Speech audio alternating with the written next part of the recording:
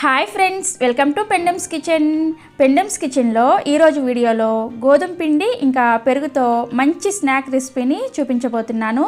ఇలా కానీ స్నాక్స్ చేసి మీ పిల్లలకి ఇచ్చారంటే చాలా ఇష్టంగా తింటారు. ఒకసారి ఈ విధంగా ట్రై చేసి చూడండి, మీకు మీ పిల్లలకి అందరికి కూడా తప్పకుండా నచ్చుతాయి. ఈ స్నాక్ రెసిపీని ఎలా తయారు చేసుకోవచ్చో వీడియోలోకి వెళ్ళి చూసేయండి. గోధుమ పిండితో స్నాక్స్ని ప్రిపేర్ చేసుకోవడానికి ముందుగా ఒక గిన్నెని తీసుకొని అందులోకి 1.5 కప్పు వరకు గోధుమ పిండి వేసుకోండి. మీరు కావాలంటే గోధుమ పిండి ప్లేస్లో మైదాను కూడా వాడుకోవచ్చు, కానీ గోధుమ పిండి అనేది హెల్దీ వర్షన్ కాబట్టి గోధుమ పిండితో చేసి చూపిస్తున్నాను. సో ఇలా గోధుమ పిండిని గిన్నెలోకి వేసుకున్న తర్వాత ఇందులోకి జస్ట్ ఒక్క చిటికెడంతా ఉప్పును వేసుకోండి. ఉప్పు అనేది ఎక్కువగా వేసుకోవద్దు, కొద్దిగా వేసుకుంటే సరిపోతుంది.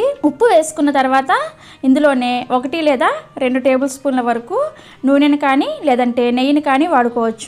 ఇక్కడ నేనైతే నూనెతో చేస్తున్నాను. ఈ నూనెను కానీ నెయ్యిని కానీ వేడి చేయాల్సిన అవసరం ఏమీ లేదు, డైరెక్ట్గా అలా వేసేసుకోండి. ఇక్కడ నేను 1 టేబుల్ స్పూన్ వరకే వేసాను. ఇలా నూనె కానీ లేదంటే నెయ్యి కానీ వేసుకున్న తర్వాత ఇందులోకి ఏ కప్పుతో అయితే గోధుమ పిండిని తీసుకున్నారో అదే కప్పుతో 1.5 కప్పు గోధుమ పిండికి 1/2 కప్పు వరకు పంచదార పొడిని వేసుకోండి. 1/2 కప్పు కన్నా కొంచెం తక్కువ పంచదారని మిక్సీలో గ్రైండ్ చేశారంటే ఈ విధంగా 1/2 కప్ అంతా పంచదార పొడి అయిపోతుంది. ఈ పంచదార పొడిని కూడా ఇందులోకి వేసుకున్న తర్వాత ఇవన్నీ కూడా బాగా కలిసేటట్లు కలుపుకోండి. ఈ పిండిని ఒక 2-3 నిమిషాల పాటు బాగా కలుపుకోండి. కలుపుకున్న తర్వాత ఈ విధంగా చేతిలోకి తీసుకొని పిండిని ఈ విధంగా ముద్దలాగా చుడితే ఇలా బైండ్ అవ్వాలన్నమాట.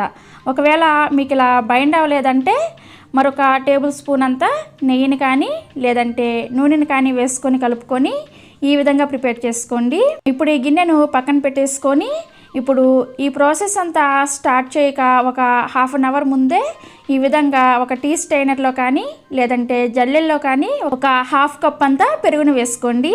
వేసుకొని ఈ విధంగా అలా పెట్టేసుకున్నారంటే అందులో ఉన్న ఎక్స్ట్రా నీళ్ళన్నీ కూడా కిందకి దిగిపోయి మనకి గట్టి పెరుగు అనేది వస్తుందన్నమాట. అందుకోసం ఈ విధంగా చేసుకోవాలి. ఇప్పుడు ఈ పెరుగుని 1 కప్పులో తీసుకోండి. ఈ తీసుకున్న 1.5 కప్పు గోధుమ పిండికి 1/2 కప్పు పెరుగు అనేది కరెక్ట్గా సరిపోతుంది. అండ్ ఈ విధంగా గట్టి పెరుగుని తీసుకోవాలి. చూసారు కదా పెరుగు అనేది ఎలా ఉందో. ఇక్కడ పెరుగు అనేది కరెక్ట్గా 1/2 కప్పు వేసుకోవాలని ఏమీ లేదు, కొద్దిగా తగ్గించి వేసుకున్నా కూడా నో ప్రాబ్లం. సో ఈ విధంగా గట్టి పెరుగుని ఈ పిండిలోకి వేసుకోండి.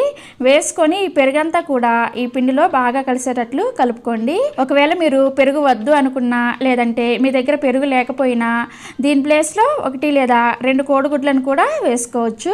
వేసుకొని ఆ కోడిగుడ్డు సొన అదంతా కూడా ఇందులో బాగా కలిసేటట్లు కలుపుకోండి. ఇక్కడ పెరుగంతా కూడా కలిపిన తర్వాత చూపిస్తున్నాను చూడండి, ఇలా ఉంటుందన్నమాట. ఇప్పుడు ఇది మనకి పిండి ముద్దలాగా రావాలి.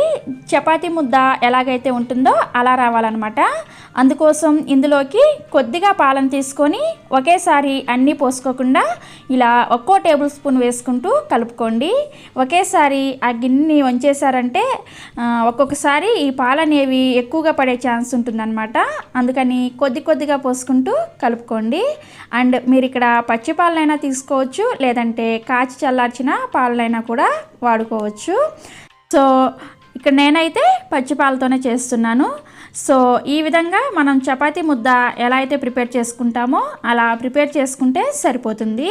ఇక్కడ నేను మీకు పిండి అనేది కలిపిన తర్వాత చూపిస్తున్నాను చూడండి. ఇలా సరిపడినన్ని పాలను పోసుకుంటూ పిండిని ఈ విధంగా కలుపుకోవాలి. ఇలా కలుపుకున్న తర్వాత ఇప్పుడు ఈ పిండిని 3 భాగాలుగా డివైడ్ చేసుకోండి. ఇలా 3 భాగాలుగా చేసుకున్న తర్వాత రెండింటిని గిన్నెలో పెట్టేసుకొని దాని మీద మూతను పెట్టేసుకొని పక్కన పెట్టేయండి. పిండి అనేది తడారిపోకుండా ఉంటుందన్నమాట. ఇప్పుడు ఒక పిండి ముద్దను తీసుకొని ఫస్ట్ దాన్ని రౌండ్ ముద్దలాగా ప్రిపేర్ చేసుకోండి. మీరు దీన్ని చపాతీలాగా చేసుకోవాలి. అందుకు మీరు కిచెన్ టాప్ మీద అయినా పెట్టుకోండి, లేదు అంటే చపాతీ చేసుకునే పీట ఉంటుంది కదా దాని మీద అయినా చేసుకోవచ్చు. కిచెన్ టాప్ అయితే మీరు పెద్దగా చేసుకున్నా కూడా చక్కగా ప్లేస్ అనేది సరిపోతుంది. సో ఫస్ట్ దీన్ని రౌండ్ బాల్ లాగా ప్రిపేర్ చేసుకున్న తర్వాత ఇప్పుడు గోధుమ పిండి పొడిపిండి ఉంటుంది కదా, ఈ పొడిపిండిని ఈ విధంగా అద్దుకొని మనం చపాతీ అయితే ఎలా అయితే ప్రిపేర్ చేసుకుంటామో చపాతీ కన్నా కొంచెం మందంగా ప్రిపేర్ చేసుకోవాలి. అండ్ మీరు వీటిని ఒత్తుకునేటప్పుడు అవసరమైతే కొద్దిగా పొడిపిండిని చల్లుకుంటూ ఒత్తుకోండి. అండ్ వీటిని కరెక్ట్గా రౌండ్ షేప్లోనే ఒత్తుకోవాలని ఏం లేదు, మీరు ఏ షేప్లో అయినా సరే ఒత్తుకోవచ్చు. తర్వాత వీటిని మనం కట్ చేసుకుంటాం కాబట్టి ఏ షేప్ అయినా పర్వాలేదన్నమాట. సో ఇక్కడ నేను మీకు చపాతీ అంతా కూడా ఒత్తిన తర్వాత చూపిస్తున్నాను చూడండి. ఇలా ఒత్తుకోవాలి.